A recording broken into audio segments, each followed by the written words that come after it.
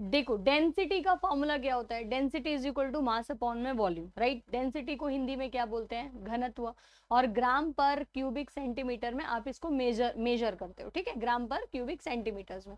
अब डेंसिटी का एग्जैक्टली मतलब अगर आपको समझना है तो मैं आपको एक एक्सपेरिमेंट के थ्रू समझाती हूँ। अभी आप मोटा मोटी ये समझो कि डेंसिटी मतलब किसी भी चीज का और ज्यादा घना होना।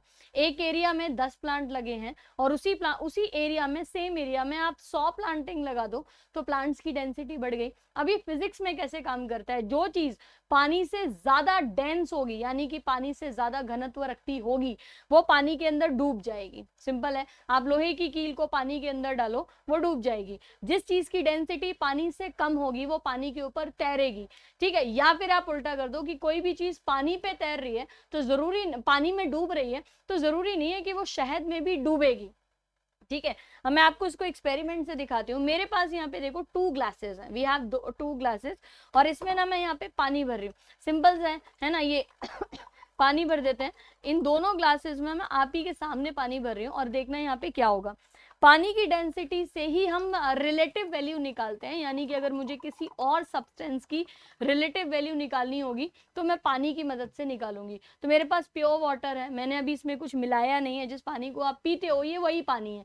अब इस पानी के अंदर जो मेरे पास पहले में है, इसमें अगर मैं नींबू ये डालूं तो आपको नीचे नींबू जाता हुआ दिख गया एकदम, आप ध्यान से देखो नीचे नींबू गिर गया, और नींबू का साइज तो आपको पता ही लग रहा है कि बड़ा नजर आ रहा है। वो किस वजह से होता है, रिफ्रैक्शन की वजह से होता है, ठीक है। ये ग्लास में नींबू यहाँ पे पड़ा हुआ है। अब एक जो दूसरा ग्लास है मेरे पास जिसमें नींबू नहीं है, मैं इसमें क्या करने वाली हूँ, मैं इसमें आपका नमक ऐड करने वाली हूँ। देखो नमक दिखाई दे रहा है, इसमें मैं आपका ना बहुत सारा नमक ऐड करती हूँ, सॉल्ट को ऐड करते हैं। नमक ऐड करने पे क्या होगा कि जो ग्लास का पानी है उसकी डेंसिटी बढ़ जाएगी। अब आप देखो पानी का कलर भी चेंज होता हुआ नजर आ रहा है आपको। जो ग्लास के अंदर पानी है उसकी डेंसिटी जो है ना वो अब बढ़ चुकी है। पानी पूरी तरीके से देखो व्हाइट से नमकीन हो गया। हालांकि मैंने इसको सैचुरेशन पॉइंट से ज्यादा नमक डाल दिया है। अगर एक लिमिट से ऊपर डालते हैं तो वो सैचुरेशन पॉइंट हो जाता है। मैंने इसमें बहुत नमक डाला है। अब इसी के अंदर मैं यहाँ पे नींबू को डालूंगी तो आप देखो नींबू डूबा नहीं, देखो नींबू डूबा नहीं ना, नींबू ऊपर ही तैर रहा है ना, आपको तैरता हुआ नजर आ रहा है यहाँ पे। इस पानी में नींबू डूबा था, ठीक है, लेकिन दूसरे पानी में मेरी मम्मी ने मुझे 2 नींबू दिए नहीं, मतलब कहा कि ये वेस्ट करने के लिए नहीं होते हैं ऐसे, ठीक है। तो यहाँ पे एक ही नींबू है जिसको मैंने इस पानी से निकाल के इसमें आपका डुबोया।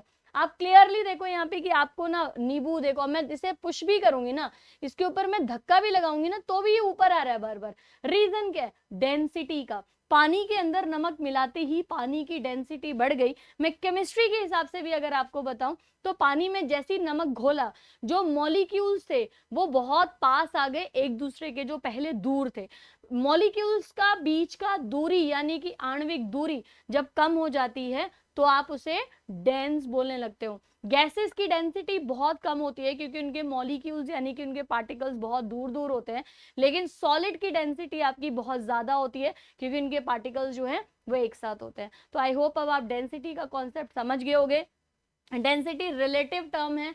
आपने पानी के रिलेटिवली देखा तो कोई भी चीज डूब जाएगी अगर वो पानी से ज्यादा डेंसिटी रखती होगी, अगर पानी से कम डेंसिटी है तो तैरेगी। ऐसे ही अगर मैंने पानी को सिंपल रखा था तो नींबू डूब गया था, लेकिन जैसे ही मैंने पानी के अंदर जो है यहाँ पे नमक डाल दिया तो अब नींबू जो है वो तैरने लग रहा है। This is called as density. I hope अब आप घनत्व और डेंसिटी की परिभाषा समझ गए होंगे, और ऐसे ही कुछ एक्सपेरिमेंट से मैं आपको ये चीजें समझाते रहूंगी। Thank you so much.